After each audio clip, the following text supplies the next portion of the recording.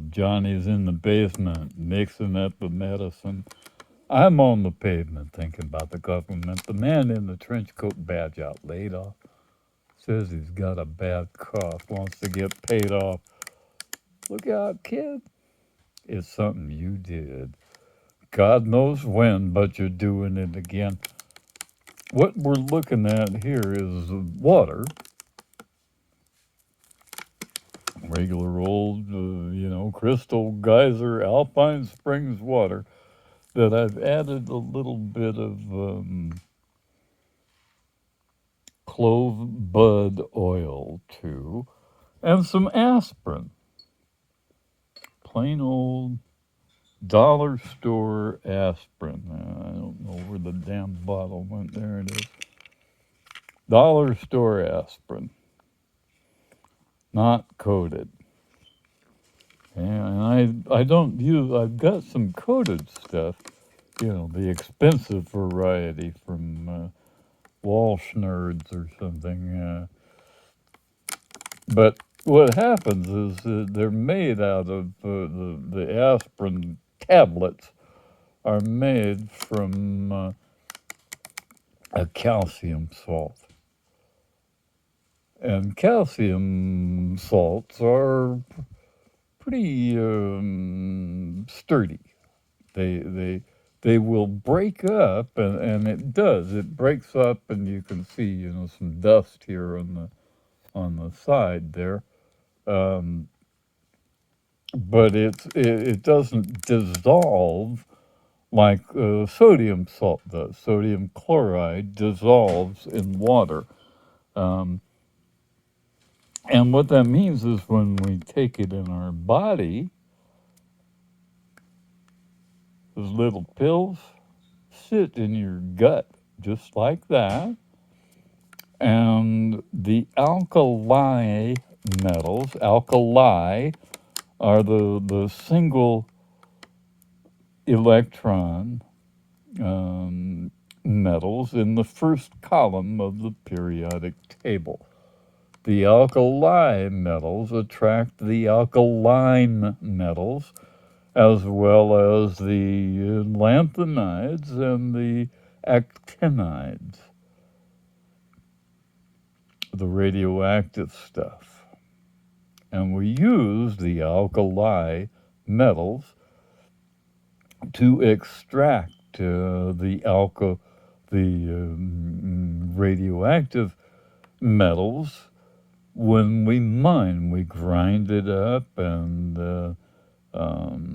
then the alkali metals, salts like this, bind the radiation, and they have different colors. If you look at where they're processing uranium, you will see holding ponds, and the holding ponds will have different colors, and that's because of the different alkali metal salts in the water, and the different radioactive isotopes that are isolated that way through the salts, because they bind with the alkali metals, the lanthanides and the actinides. And those are the two columns of, if you look at the periodic table, there's like two columns or two rows, I'm sorry, that are separate, right? That are separated from the other ones, and they pull it out. I think it's from number 57 to 71 or something like that. And look it up, right? That's why we have things written down on a piece of paper. So I don't have to regurgitate factoids. I just look it up. That way I get it right every time. Okay, so anyway, when we look it up, we'll find out that the actinides and the and the lanthanides are the two missing rows at the top of the table where all the heavy elements are. And most of, I think all of the actinides are radioactive, and many of the lanthanides are. Um, maybe all of them are, I don't know. Um, but you know what? That's how you isolate radioactive elements. And you'd think, well, that's fine. You don't eat uranium, right? The problem is that, all that dust, like on the side of dirt roads and stuff, it's radioactive. It's volcanic ash. And volcanic ash came out of a volcano as molten rock, and it was molten not because the fires of hell were cooking hot down there, but because it's radioactive. It's all radioactive, boys and girls, all over the world, because those layers are hundreds of meters deep, and I am not making this up. Not making this up. And so those layers of volcanic ash are neither rare nor hard to find. They are literally the dust on the side of every dirt road you've ever been on, anywhere on Earth, everywhere on Earth. And there was a period that we call the Hell's Gate period here in the western United States, where there was planet-wide volcanism. And there was actually two, maybe three periods between about 150,000 years ago and about 100,000 years ago. And one of the things that happened was the tectonic plate that Australia is on.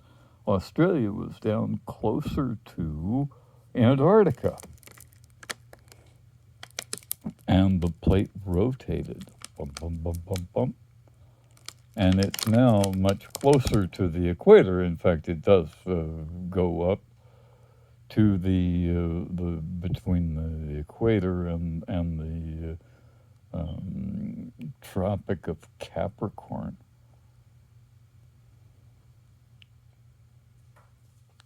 Goes up into the tropics now. It was down near Antarctica. And that thing moved, and there were volcanoes. In the Pacific Ocean has what we call the ring of fire around it. And there's volcanoes all up the western Americas and all down the eastern Asia, down into Australia, actually.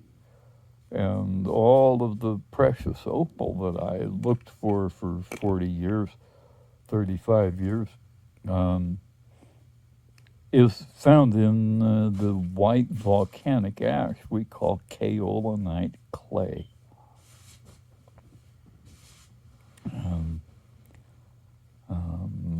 One woman I used to cut black opal for died of what they called silicosis from mining opal underground. And it's actually this volcanic ash and the radioactive dust gets into our lungs and into our skin.